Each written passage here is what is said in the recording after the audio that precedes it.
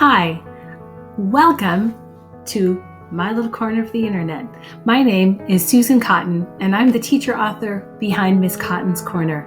I'm so grateful that you chose to give me a few minutes of your time today. It's so precious, and I appreciate it. I imagine one of the questions on your mind is, who is this random teacher on the internet, and why should I listen to anything she has to say? Well, besides being a teacher, I would say one of my very, very first identities was as a book lover. This is not unusual. You should see my desk at school. You should see my bedside table.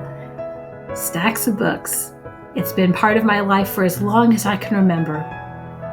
One of the stories that my family tells about me is when I was about 12, we decided to leave our home in Montana, travel cross country, bringing our camper with us, start in New Hampshire, travel south down the East Coast to around Virginia, and then back home. And the trip was going to take 30 days. So my mom gives me a suitcase and says, head upstairs, go pack your bag. About an hour later, I come downstairs, thump, thump, thump, thump. My mom's like, Susan, what is in your suitcase? And I said, books. And she said, how many books? And I said, 30. It felt to me like basic math, Mom. 30 days, 30 books. It seemed very reasonable. I was kind of flabbergasted when she made me go back upstairs and take out some of the books and put in underwear. Nevertheless, it was a wonderful trip. I had 5 books, which I reread over and over and over again, something I never mind doing because books are like friends. You never mind sitting down and having another cup of coffee with a friend. Of course, don't just listen to me because I'm a book lover. Like everyone else, I have lots and lots of identities. Here are some of them. I am a teacher. I've taught every grade K-5. I have been a principal. I have been a teaching coach. I have earned my national board certification twice, and I have mentored many teachers through that process. I am a blogger. You can find my blog at MissCottonsCorner.com. I am a YouTuber. You can find my videos at Miss Cotton's Corner. And I sell resources on TPT. You can find me at, you guessed it, Miss Cotton's Corner. In the last 25 years, I have learned a lot about literacy. I've been extremely lucky to have many opportunities to learn from amazing, amazing teachers, both famous and next door. And I want to share with you some of the things that I have learned. So welcome to 30 days, 10 minutes to a more literate classroom. Over the next 30 days, I'm going to post 30 short videos, 30 blog posts, and each video and blog post will cover a different literacy strategy. Now, here's what's important about these literacy strategies. I know your plate is already full, and you cannot possibly cram one more thing on there. My goal is to include everything that you need to make this possible. Some of it will be available on Teachers Pay Teachers, some of it will be on my blog, and a lot of it will be free. And my promise to you is this. If you come on this journey with me, it will take you no more than 10 minutes of class time for each strategy. That's it, 10 minutes. If you can find 10 minutes a day to make a more literate classroom, you're on the right journey with me. And not only that, each idea will take no more than 10 minutes of your time to prep. 10 minutes, 10 minutes, I promise. I like to save people time, you and me. So, each of the strategies that we talk about is going to fit into one of these themes. We'll talk about getting to know your readers and how to sell them books. We'll talk about how to bring in picture books. Most of these strategy ideas are going to be targeted at grades 3 through 6 because right now I'm teaching 5th grade. Some of the ideas are easily applicable to lower grades or upper grades with maybe a tweak or a modification. But we are definitely going to bring picture books into the intermediate grades. We're not going to leave them to the primary folks anymore. We're going to talk about how to connect readers. If you've ever met a fifth grader, you know that everything in their world is about each other and about connecting and social connections. We're going to really use that to amp up the reading in our classrooms this year. We're going to talk about how to find the space and the time to do what you know your kids need. We're going to talk about how can kids make friends with a book and how can we get them to think about books. Of course, we're going to write. We're going to make a plan to bring in some poetry. And of course, we're going to spend some time building vocabulary with scholarly words so that kids can read higher and higher level texts. Those 10 themes are going to encompass the 30 strategies that we're going to be working on together. So if that sounds good to you, let's get started with the first strategy. Our first strategy is a getting to know your readers strategy. I call this one Book Ballots. It is a really simple idea. Students are going to vote for books, and along the way, they're going to have some pretty good conversations about the books. So I'm going to go through the strategy, and then if you need more depth with it, definitely read my blog post and download the freebie on TPT that walks you through the steps of Book Ballots. This strategy takes 2 minutes to prep. All you need to do is get 2 books that you think are probably both going to be interesting to your readers.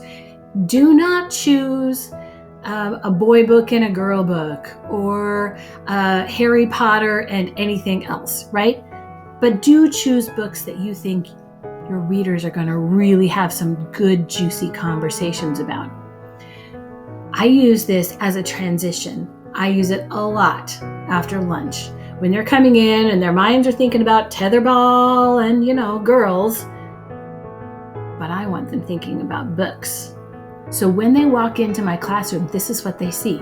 2 books just propped up on the chalk tray with a little note that says, which book do you prefer? These little name tags are my magnet name tags that I use for them to check in every morning with attendance. So I just repurpose them for Book Ballots. They walk in, they just gather around and stand around the whiteboard.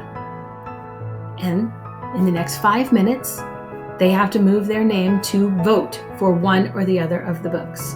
Now, you will get a couple of different responses. First of all, you'll get somebody who will say, how can I choose? They both look amazing. Well, too bad, so sad, you've got to commit. That's not an either or, it's not a I'm in the middle kind of thing. It's a yes or no, straight up, black and white. Do push them for that, because you really want to push them to think through, if you just had to choose one, which one would be the best for me. Second, you're going to get somebody who says, do I have to? Yes, you do. Again, this is just one of those things you get to do in 5th grade. You're always going to get kids who hang back, who kind of stand around the semicircle and don't get in there. And these are your kiddos that you're really targeting. Remember, this is a getting to know your reader strategy. So the goal of this strategy is for you to watch and to see which book they choose and how they choose it. Those kids that are hanging back, it's probably because possibly they don't have a lot of experience with choosing books. Possibly most of the reading they've been doing their whole lives was assigned to them by a teacher or given to them by a parent. Possibly they don't know how readers choose books. So you're going to go up to next to one of those kids and you're going to say, so what do you think? Kind of tough to choose, right? And they're going to be like, yeah, I don't know what, I don't know what to choose. And then you're going to say, well, would you like to read the blurb on the back? And they're going to look at you and say, can I? You're like, absolutely. And then you reach out and you grab the book and you hand it to them and say, maybe just read it aloud. Maybe everybody wants the blurb. You definitely do not want these 2 books to stay on the chalk tray. You want them in readers' hands. You want to get somebody reading the blurb. You want to get somebody opening it up. But you don't want everybody to do that. Because in addition to you getting to know your readers and learning, are they an Artemis Fowl kind of kiddo or an Al Capone kind of kiddo? You want them to start connecting over books. This is a connect your reader strategy as well as a get to know your readers strategy.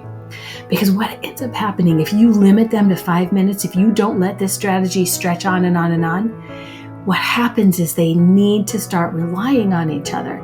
They need to go to Blake and say, hey, have you read that book? Or they need to say, Aiden, you read Al Capone Does My Shirts. How was it? Would I like it? And Aiden's got to think about what he knows about that other reader. And you start to build connections, and you start to get the conversations where one kid's like, okay, I'm going to read Artemis Fowl, you read Al Capone, and then let's compare notes. And their next thing you know, they are buzzing about these books. And that is what you want.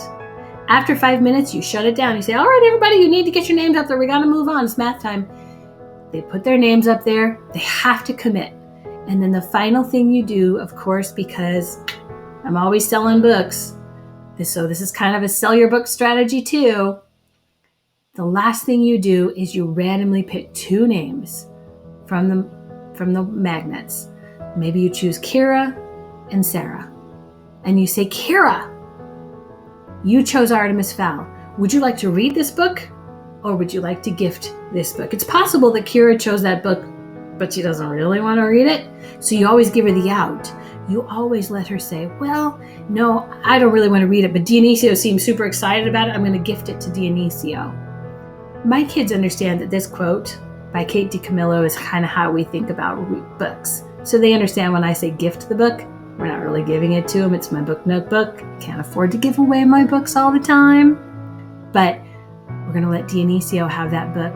He's going to have it for independent reading, and he is going to read that book, and then he's responsible for putting it back in the book nook. So you need 2 books, a chalk tray, and some way for kids to vote. If you don't have magnets like I do, just give them a sticky as they walk in and have them put their name on the sticky. Or have them write their name on the whiteboard. Make it as easy on yourself as you can. I do this strategy about 3 times a week at the beginning of the year because I'm getting to know my readers. As we get into the year, I definitely taper it off. I bring it back mostly when I'm noticing that there are a few kids who don't have books at independent reading time, and we need to beef up the excitement and the motivation again and get some new books into their hands. Or if I'm noticing a couple of books on the shelf that I think should be flying off the shelf and they're not. So I might do it once a week or even once every 2 weeks towards the end of the year. But it's a great strategy for the beginning of the year. I hope that you found our first strategy helpful. I promise you, about 5 minutes of class time and 2 minutes of prep time. If you commit to doing it fairly consistently, your kids will love Book Ballots. Tune in tomorrow. We're going to learn about book talks and how I use them in my classroom to connect readers with books. Thank you so much for joining me today. I know your time is precious, and I really appreciate your time today. Don't forget to check out my blog at misscottonscorner.com and my Teachers Pay Teachers store. You can find resources and insights to grow your teaching. And check out these wonderful artists whose graphics and fonts I use all the time. Thank you so much for joining me. As always, happy teaching.